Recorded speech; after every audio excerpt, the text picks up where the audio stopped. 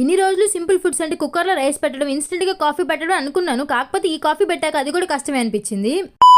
Hello guys, welcome back to one more blog. మీరు కనుక మన వీడియోని ఫస్ట్ టైం చూస్తున్నట్లయితే అలా లైక్ అండ్ సబ్స్క్రైబ్ చేసుకోవచ్చు కదా. ఈ రోజు ఇద్దరం కలిసి మా మమ్మీ మీద మళ్ళీ ప్రయోగం చేయబోతున్నాం. ఏం చేయబోతున్నామంటే లెట్స్ మేక్ దాల్గొన కాఫీ. దీనికోసం కావాల్సిన ఐటమ్స్ అన్ని మా అక్క చెప్తుంది. నువ్వేం చేస్తావు చెప్పు.